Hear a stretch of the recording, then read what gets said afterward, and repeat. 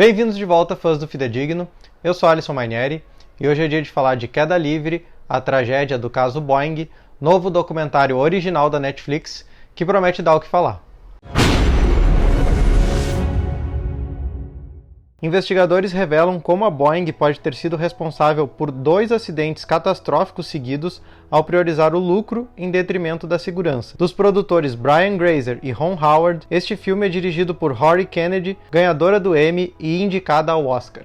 O documentário Queda Livre, a tragédia do caso Boeing, chegou na Netflix no dia 18 de fevereiro, mas ele já tinha sido exibido no Sundance Film Festival desse ano, em janeiro, e já vinha chamando a atenção desde então. Antes de avançar na análise, quero deixar bem claro um aviso que eu acho que faltou no documentário, de que essa produção pode ser um gatilho negativo, principalmente para pessoas que têm medo ou algum tipo de receio de voar de avião. Eu não digo isso por causa de imagens explícitas ou algo do tipo. Até tem imagens tristes das famílias das vítimas após os acidentes, mas na verdade, o que pode servir de gatilho para algumas pessoas é que a história contada, os documentos apresentados e as análises feitas por especialistas deixam bem claro de que a Boeing sim foi negligente e isso ocorreu principalmente por conta da ganância. Então pode passar uma sensação de insegurança, principalmente para quem já tem medo de voar de avião. Dito isso, eu quero começar essa análise falando da Rory Kennedy, que é uma diretora especializada em documentários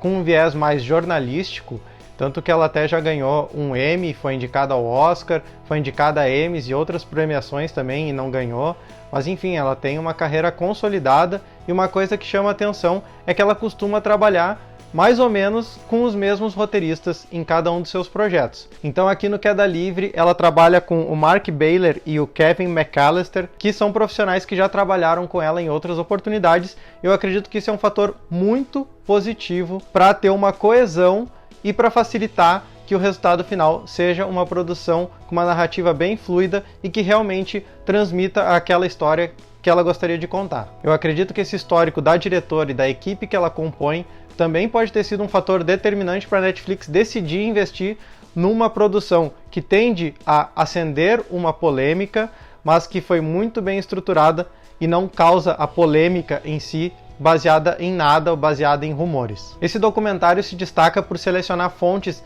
muito importantes, que sabem o que estão falando, que têm uma expertise, que têm uma carreira na área da aviação, ou também por pessoas que viveram as tragédias, ou ainda quem já trabalhou na Boeing e pode dizer como que era a cultura corporativa e como ela foi mudando com o passar dos anos. O documentário inicia com uma contextualização dos 2 acidentes, O primeiro aconteceu em outubro de 2018, que foi com a Lion Air na Indonésia, e o outro 9 meses depois na Etiópia com um avião da Ethiopian Airlines. Um dos grandes méritos da produção é justamente partir das estatísticas de segurança da aviação comercial. Por exemplo, 2017 foi o ano mais seguro da aviação moderna, porque foi um ano que não houve nenhum acidente fatal em aviação comercial. E aí já na sequência, em 2018 e 2019, o mundo teve que lidar com esses 2 acidentes que mataram quase 350 pessoas. E a produção foge então de ficar só nos dados, nas estatísticas e nas explicações técnicas, mostrando fontes de familiares que perderam seus entes queridos. Uma fonte muito importante do documentário é a esposa do piloto do primeiro acidente. Ela conta como é que era a rotina do marido, como é que foi a rotina dele no fatídico dia, conta um pouco da carreira dele, onde que ele se formou, tudo porque a mídia e lobistas na época do acidente, poucas horas depois do acidente acontecer, já estavam dizendo que a culpa era da Lion Air ou dos pilotos. Um dos argumentos que eles usavam era que o piloto não teria capacitação suficiente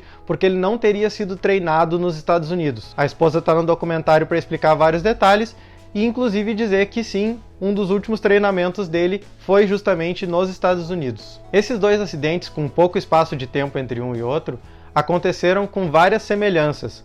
2 delas muito importantes são: eles aconteceram pouco tempo depois do avião decolar e o avião era um Boeing 737 MAX. É muito improvável que alguém que viveu de 2017 para cá não tenha ouvido falar nada sobre esses acidentes Então o documentário acerta justamente não batendo muito na tecla da obviedade do que o mundo todo acompanhou e vai sim para o lado mais humano de ouvir fontes importantes, de ouvir jornalistas que cobriam a aviação à época e que continuam cobrindo, e também analistas e ex-pilotos e ex-engenheiros da própria Boeing.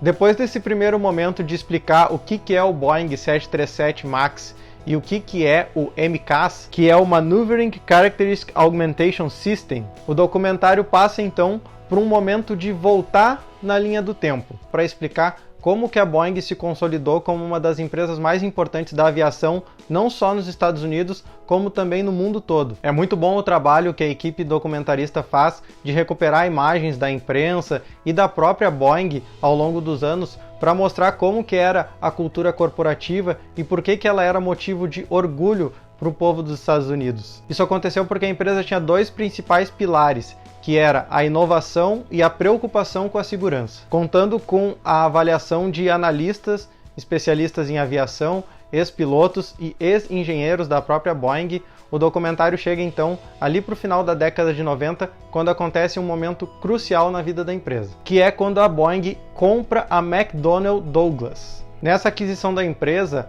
parte dos executivos de alto escalão da McDonnell Douglas passam a integrar a equipe de executivos da Boeing. E aí grandes mudanças na cultura corporativa começam a acontecer, entre elas redução de custos mediante menos cuidado com a segurança dos equipamentos das aeronaves. Essa é a parte que faz toda a montagem ficar mais interessante, porque mostra que os problemas de 2018 e 2019 não começaram a acontecer sequer naquela década, e sim ali no final dos anos 90. E aí na reta final do documentário a gente volta mais ou menos para o tempo presente, que é para acompanhar uma espécie de CPI lá do Congresso dos Estados Unidos, que foi para justamente apurar as causas dos dois acidentes e também como uma forma das famílias das vítimas buscar justiça, buscar algum tipo de reparação por parte da Boeing. Essa parte do documentário chega a ser chocante por causa das descobertas que a equipe de investigação faz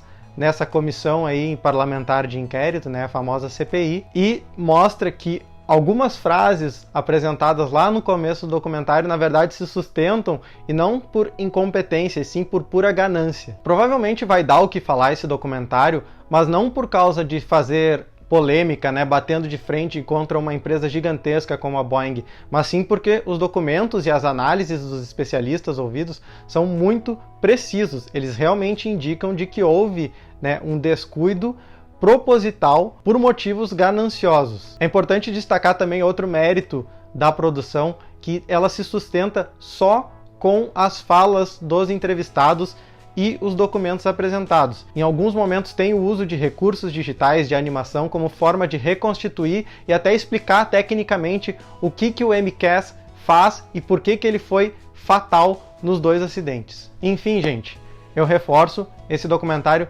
pode dar gatilho, principalmente se você tem medo de voar de avião, mas ele é um documentário que merece ser assistido. A minha nota é nota 5 de 5, mais um documentário muito bem feito pela Netflix.